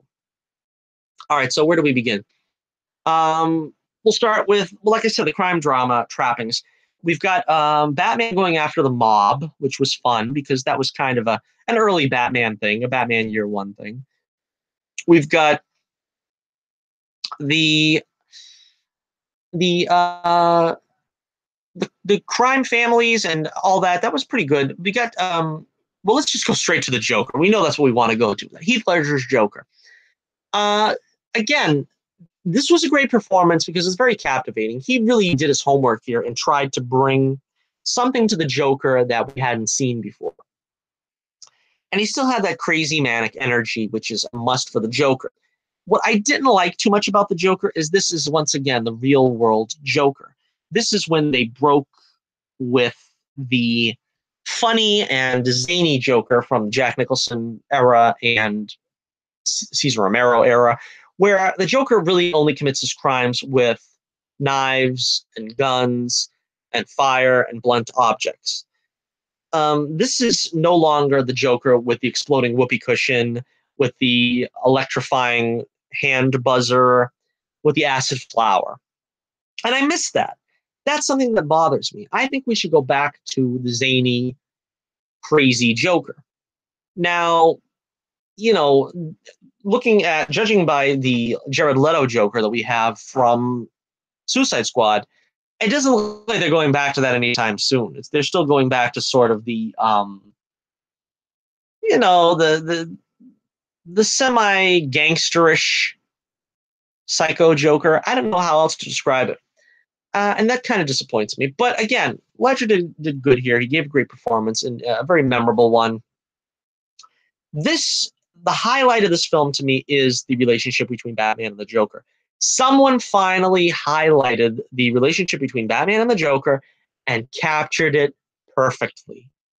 After the abomination of Batman 89 with the relationship between them there, where he killed his parents, this was the perfect Batman Joker film. This had the perfect dynamic. And the scenes between Batman and the Joker are electric. You have that scene in the interrogation room, one of the all-time great scenes, where he's just telling him, you've changed things forever.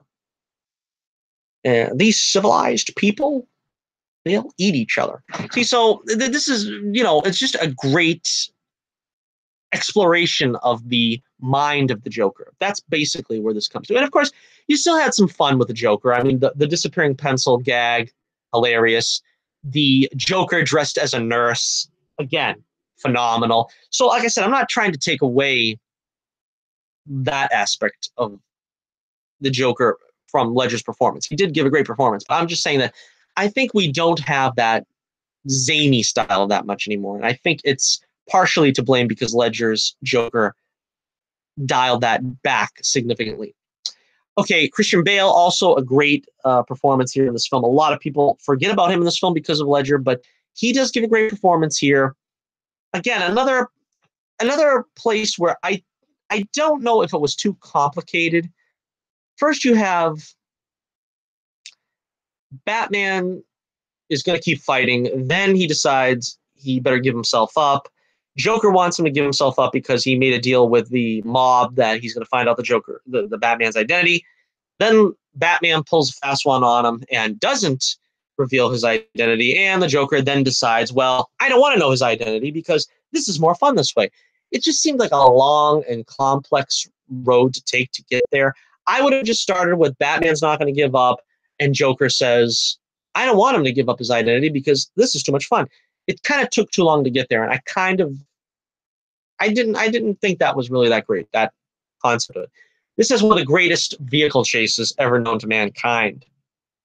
Possibly second only to Raiders of the Lost Ark. I mean, Batmobile going after that huge big rig or whatever it was, and, slaughter is the best medicine. That was just, spectacular. And they're trying to get Harvey Dent. Again, Harvey Dent in this film, they did such a great job with that, the look of Harvey and the character of Harvey, how he got the routine with the coin, that was perfect. Something that bugs me, though, is the apparent death of Two-Face in this film. I didn't mention it when we talked about The Dark Knight Rises, but we have Batman killing in that film, and of course, a lot of people poke fun at the Talia death scene. That it's kind of humorous, but he basically shoots a truck driver dead, and that was the most outrageous, blatant breaking of the one law or the one rule. In this film, they kind of skirt around it where he's trying to save Gordon's son. I can understand it. But I cannot abide by the third film, his blatant killing of the truck driver. I mean, there might have been some other way to go. I mean, you shoot the tires out of the truck, you do something to knock the truck over, do whatever you got to do. But just shooting the truck driver, that is not something Batman would do. Here we've got a whole movie built around the one rule. Joker wants him to break the one rule, and eventually, of course, like I said, with Two-Face, he ends up breaking the one rule. I don't really like that, especially with a character as important as Two-Face. But I don't know. Again, it's something that kind of brings it down a little bit in my estimation. But that's a great scene, very tense, well acted, great actor, and he hasn't really done a whole lot since Two-Face. What's his name again? My mind is going blank. Uh, but in all honesty, he hasn't done too many movies, so I can't really be faulted for Aaron Eckhart, right? That's his name, isn't it? So great performance by him as Harvey Dent in Two-Face. Just perfect. I kind of wish we had the Harvey that was a friend of Bruce Wayne's. Of course, again, I forgot to talk about in Batman Forever, but we got Billy D. Williams replaced.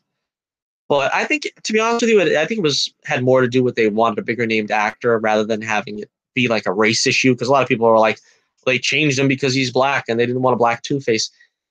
I didn't really know how that would have worked anyway, but I don't know.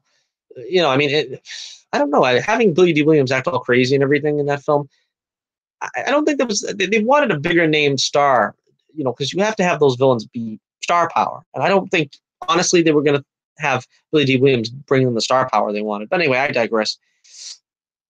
Because I guess there's not too much to say about this film that I'm going on to other subjects. But we got Rachel as Maggie Gyllenhaal taking over for Katie Holmes.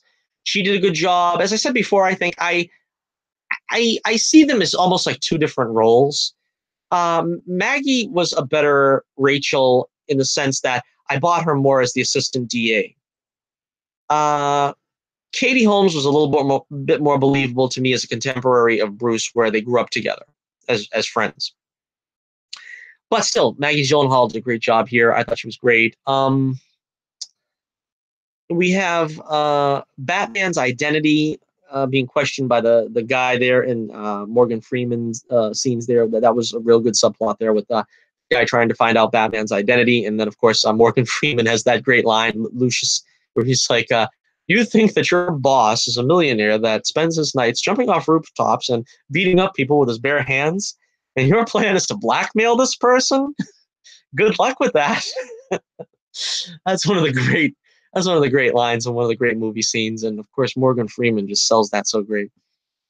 But so again, this to me, it feels like the first part of the first chapter in a great story. But again, it feels like legacy squandered. And I don't know really whose fault that was. I mean, what I mean is with Ledger's passing, unfortunately, his tragic passing, they weren't going to replace Ledger because not so much that it would, be an affront to Ledger's memory as much as it was too soon. There's that thing, too soon. It was too soon to replace him in the next movie. They had to bring him back, but eventually. But, I don't, I would have liked to see them match wits over and over again in the coming years, Batman and the Joker. This was like the first step of that. But what ends up happening is Joker goes to Arkham, is never heard from again, and Bruce retires because he takes the fall for Two-Face's death and goes into retirement, and everybody's hunky-dory, and there's no more crime. It was just a kind of a flat ending. And The Dark Knight Rises really didn't, so to speak, rise to the occasion of elevating this film. I was kind of hoping that kind of flat ending would lead to something good in the next movie, but it really doesn't.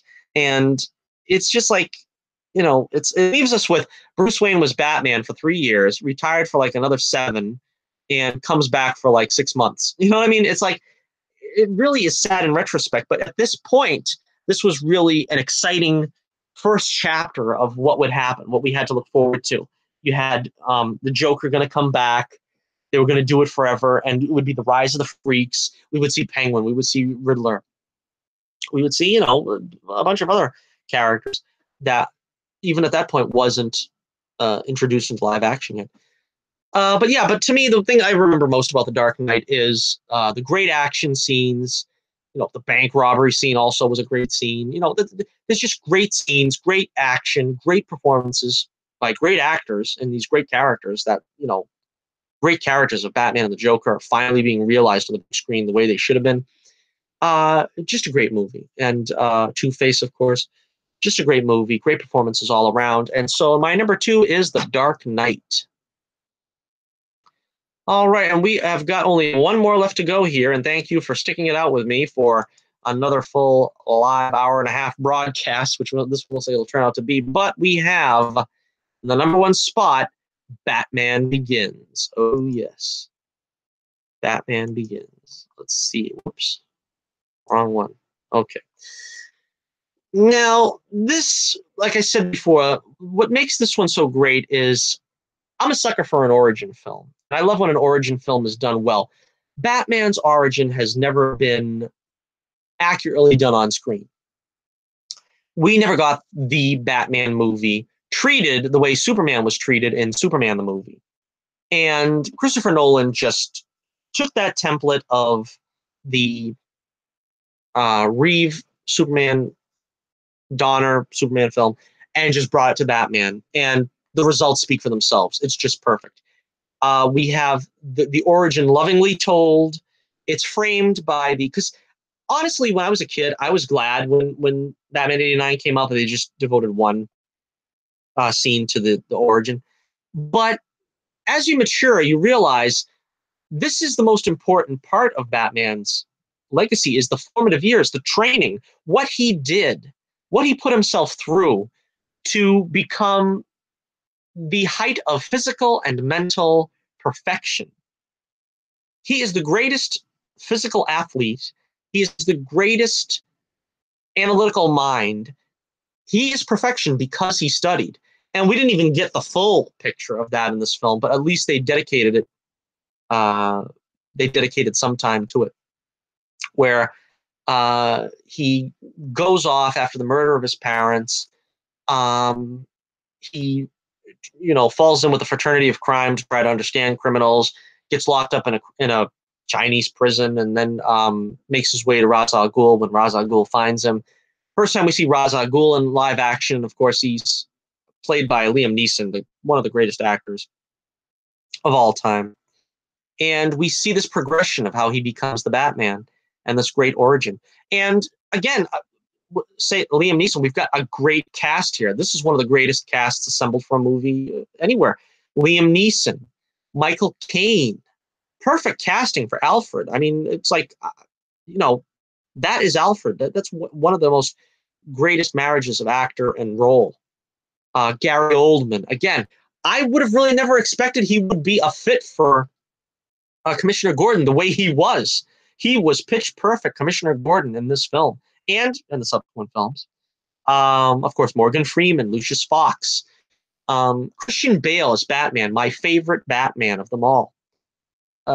He does that so well where he switches into the Bruce Wayne mask persona. Because there's three parts of his character. It's the same thing with Superman. We have Superman the hero, we have Clark Kent the fool, which is the mask, and we have Clark Kent Smallville, which is basically when he's on the farm with his parents. It's the same thing with Batman. We have Batman, the dark vigilante. We have Bruce Wayne, the foppish rich boy that just throws money at everyone and is a fool. And then we have the Alfred Bruce Wayne, I suppose you would call it, which is the real Bruce Wayne when he's alone and only Alfred sees this version of himself. And he played all three versions of this character so great. Now, a lot of people, like I said before, make fun of the Batman voice when it gets just way too raspy in The Dark Knight. And I think he lightened up on it a little bit in The Dark Knight Rises. I think I excuse that for The Dark Knight because he had worn himself so ragged in that film that he was just, running on fumes, so to speak. And he sort of, got to the base level of an animal in that film because he just was worn so thin. He was working on instinct alone. In this film, I think it's the most normal sounding Batman voice where eventually in the current movies they have him with electronic vocoder or something. But this to me is the way Batman would sound. He's not rasping it up to the extreme as in the Dark Knight, but he's using a bit of a subtle, deep voice in order to mask his true voice. And that's kind of what I expect from Batman. It doesn't sound comical like the other films, and it doesn't sound like they're trying too hard with the Ben Affleck version, the electronically processed voice. Sounds like you get a chicken bone stuck in your throat, like Green Arrow in the television show. We have Katie Holmes, as we see here. Oh boy, Katie, if you think you're in bad shape there, just wait until you're married. Tom Cruise. Okay, I couldn't help it. I couldn't help it. But anyway, was she married to him at the time? I don't know. Maybe she was. Batman's there for the aftermath. Anyway, but where was I? Scarecrow. Well, let's go back to Rachel. As I said before, but just for the to give this review the full picture, we have the childhood friend version of Rachel here, Rachel Dawes, which is played very well by Katie Holmes. But I didn't really ever feel that she was as believable as the district attorney's assistant. Of course, that's kind of part of the charm, is that the job was too much for her in this film. I think it was like she wasn't really ready for these, perils and pitfalls that she was going through.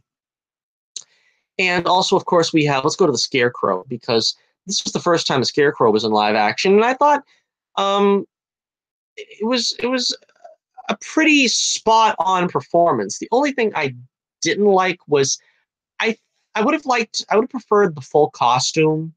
But again, they were trying for that realism thing. But I went along with it because I said, well, this is the first appearance of the Scarecrow. This is the first appearance of Batman, and eventually these things grow in time.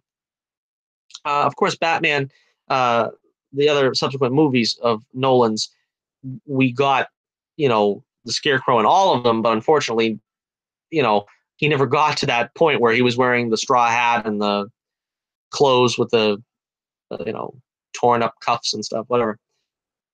But I thought he played a good Scarecrow. His name escapes me too now. Siren? No, something I can't remember. But anyway, he was very good. And I love the introduction of Commissioner Gordon in this, or Jim Gordon in this. We got the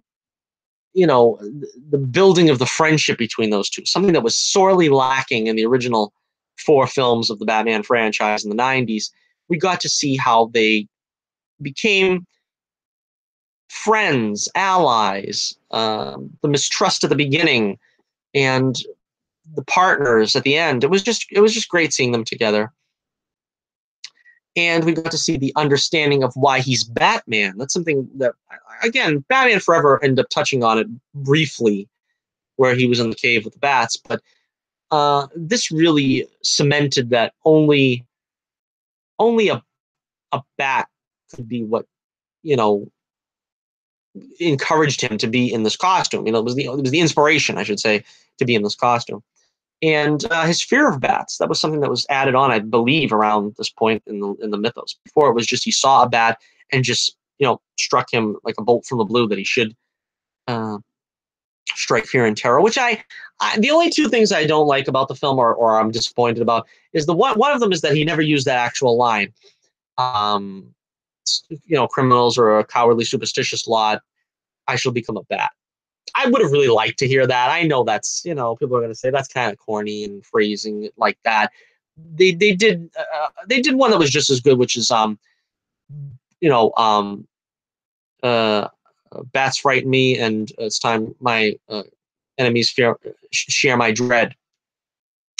And that was pretty good. And the second one I didn't like too much was after he confronts Falcone, which was a good scene. Carmine Falcone. After he confronts him,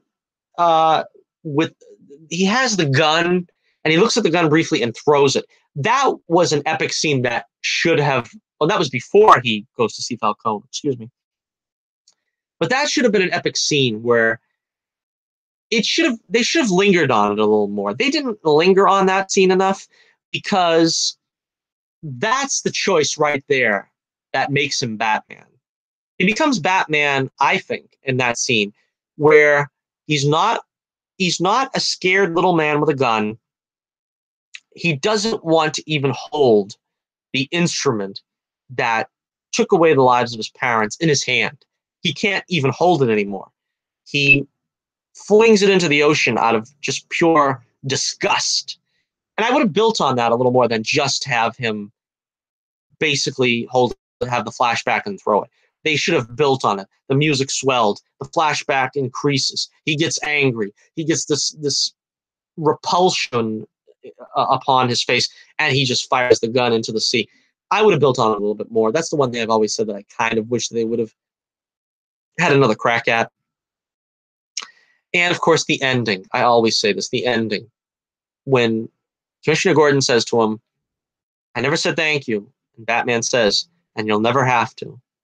That's what Batman's all about, Charlie Rune. That's not the way it ended with him in The Dark Knight Rises, but this was full-fledged Batman from the page on the screen. It's the same thing as Superman at the end of Superman. It was like the perfect companion piece to that, where he says, this country's safe again, Superman, thanks to you. And he says, not me, Warden. We're all part of the same team. So, don't thank me, Warden. We're all part of the same team. So it's basically that good altruistic hero that Batman is. He's not just this voiceless avenger that goes and wreaks vengeance and torments the criminals in the underworld. He's also that good, noble, altruistic character. And I don't know. I think there's a lot of great action scenes in this. Some people like to complain about the action being a little too hard to see and stuff. But to be honest with you, that's sort of Batman's motif. He's not supposed to be really standing out there in the open for you to see him doing these great moves. He's supposed to be kind of in the shadows. And so I think at first, this first movie, it kind of works. I think it kind of works. And of course, we have the Scarecrow in his fear talks, and that was very creative and very interesting the way they displayed that. So yeah, great performances all around. Great origin film. Great tackling of the Batman mythos. The music, of course, the music was also very good. Hans Zimmer, I believe, did the music in the Batman franchise here. Yeah, I know they got a new theme for Batman Forever. I didn't mention that either, but I forget who did the theme for Batman Forever. Was it? I don't remember. But anyway, so Batman's had quite a few themes in his storied career on film, but yeah, that was one of the best ones. The Batman Begins theme. So and he provided some good themes for the other villains as well. The Joker had that great villain string sound, and then of course for Bane you got the so the music was a large part of the Batman experience in the movie. All right, so yes, once again, that is our Batman movies ranked, and it looks like nobody was here to see the show live. But thank you for watching the video after the fact, if you indeed do. We've been going for quite some time here now, but we're going to count down one more time the top 8 Batman movies in live action from worst to best, starting with number 8, Batman 89. It's more style over substance. That's my problem with it. And to be honest with you, the opposite is true of the Nolan films. They're more substance over style for the most part. There's no doubt that Burton could, come up with some great visuals, but the stories were lacking. And then it's kind of the opposite with the Nolan films. I think the Nolan films, he came up with some great substantive, movies with some great stories, but there was not really too much exploration of exciting looking visuals. I mean, compare the Bat to the Batwing, and that pretty much tells you all there is to know right there. I mean, the Batwing, it's got it all over the Bat. The Bat looks like a lobster or something. I don't know what that's supposed to be. All right, number 7, Batman Returns. Again, like I said, Tim Burton unfettered. It's just basically his fever dream of the Cape Crusader. Number 6, Batman and Robin. Schumacher, again, unfettered. They didn't really put any restraints on him either. History repeats itself if you're not going to keep an eye on it. Number 5, Batman the movie, which is the Adam West film. Of course, a lot of fun. Not as good as a lot of the TV episodes, but, fun excursion into that world. Number 4, The Dark Knight Rises. Some great performances. Again, the story kind of lacking. It's kind of overlong and not where I see Batman from the comics, but a decent film. Number 3, Batman Forever. A great introduction to Robin the Boy Wonder. A great, very comic booky feel. It's certainly the best one of the 90s films, although, that's damning it with faint praise probably. But I liked it. Number 2, The Dark Knight. Of course, like I said, that's the quintessential Batman Joker film. And a lot of good stuff in it. Like I said, the gangsters and just a lot of fun. It was a lot of fun. And the number 1 film is Batman Begins, which just told the origin story in perfection. And great actors, greatly cast, great performances, all around. A lot of fun. Perfect film. One of my all-time favorites, and just a great Batman film. All right, so once again, thank you for joining me, and we will see you probably this Saturday. Like I said, Holy Week is coming up next week, so the schedule is going to change somewhat. I'm not sure. We've got probably, we're going to do a show this Saturday, but probably not next Saturday. So I'll give you an update on my Twitter page. So check out my link in the description below for my Twitter page. Check out my link for The Adventures of Bullets, Bourbon, Private Eye, my comic book. You can find that on my website and the link in the description below. You can vote in my poll of the week, as we often have in the Twitter page. And, of course, you want to hit that like button, hit that subscribe button, share the video, please, because we want to get everybody on board. And the more the merrier. That's the way I look at it. And so, once again, thank you for joining me as we took a look at the Dark Knight Detectives films, his live-action films, from worst to best. Once again, this is Johnnie Torch reminding you, keep that flame burning brightly, and I'll be with you again real soon.